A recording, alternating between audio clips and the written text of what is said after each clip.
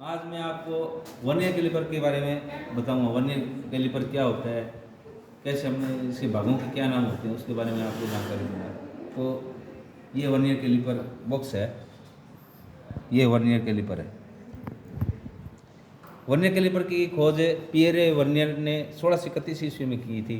जो फ्रांसीसी गणितज्ञ था, उसने इस स्केल का आविष्कार किया था, वर्नियर कैलिपर का। तो इसके बारे में आज मैं बताऊंगा, इसके भागों के बारे में जानकारी दूंगा। सबसे पहले अपने ये जानेंगे कि वर्नियर कैलिपर किस धातु का बना होता है। तो ये आपके जो वर्नियर कैलिपर होता है, ये स्टेनलेस स्टील का बना हुआ है।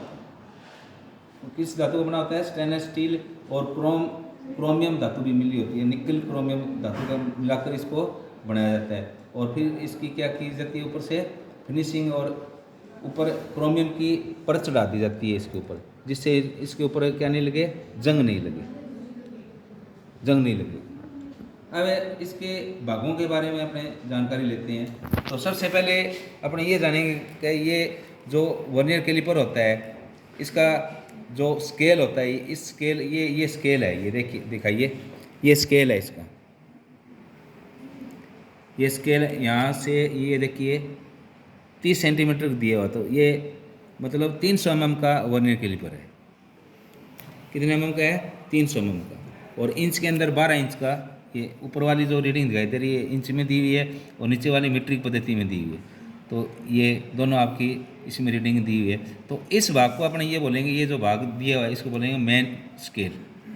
क्या बोलेंगे? Main scale. वैसे ये वर्नियर कैलिपर का क्या होता है? बीम होता है। ये पूरा बीम है, यहाँ से लेके यहाँ तक ये बीम है। इसके ऊपर जो स्केल दिया हुआ है इसको क्या बोलेंगे? Main scale. तो ये मेन स्केल है। इसके बाद में देखिए, ये 3 बार की माप मापता है। कितनी बार की माप मापता है? 3 बार की। ये तो ये भाई किसी का बार का डाया मापना है तो इसका अपना प्रयोग करेंगे ऐसे। तो ये क्या मापता है? बारी माप। कोई भी जो है उसकी बारी माप मापने का काम आता है। और एक क्या काम आता है? ये गहराई मापने के लिए कोई जॉब होता है। तो ये जो डेप्थ ब्लेड दी हुई है, इससे अपने इसकी गहराई मापते हैं इस प्रकार।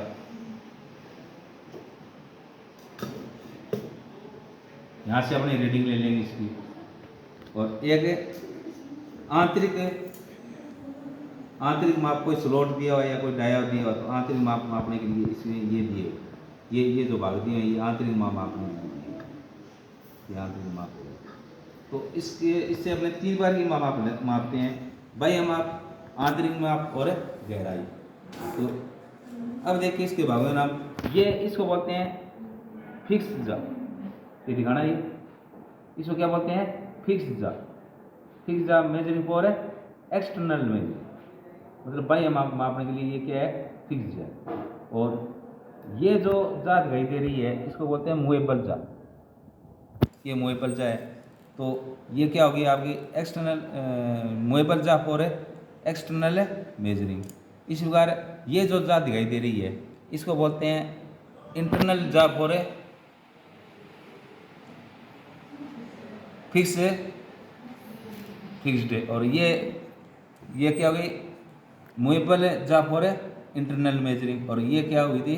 फिक्स जा फॉर इंटरनल मेजरिंग। और इस ब्लेड को बोलते हैं डेप्थ गेज या डेप्थ ब्लेड भी बोलते हैं इसको। ये स्प्रिंग स्टील की बनी हुई होती है, देखो स्प्रिंग स्टील की बनी हुई है। अब देखिए इसके अंदर, इसमें 2 प्रकार के स्केल होते हैं। तो ये जो स्केल दिखाई दे रहा है इसको बोलते हैं मेन स्केल, जिसमें आपके इंच में भी माप दी हुई है और मीट्रिक पद्धति में दी हुई है। एक नीचे स्केल दिखाई दे रहा है, ये दिखाना, ये जो स्केल दिखाई दे रहा है, ये देखो यहाँ से 0 से लेके, और यहाँ 0 है, तो टोटल इसमें कितने भाग किए हैं? 50 भाग किए हैं। इसके कितने भाग किए हैं? 50। तो इस स्केल को अपने, ये जो स्केल है या ये ऊपर वाला इंच में जो स्केल है, इसको अपने बोलेंगे वर्नियर स्केल। ये वर्नियर स्केल हो गया और ये मेन स्केल हो गया। तो ये भाग हो गए इसके। ये कौन सा स्केल हो गया? Vernier scale. अब ये जो यूनिट है, ये जो इसके ऊपर स्लाइड कर रही है, इसको यूनिट को बोलते हैं स्लाइडिंग यूनिट। इतनी यूनिट ये क्या है? स्लाइडिंग यूनिट है। ये स्लाइडिंग यूनिट है। और स्लाइडिंग यूनिट के बाद में ये ऊपर ये 2 स्क्रू दिए हुए हैं, ये देखिए, इसको बोलते हैं लॉक स्क्रू।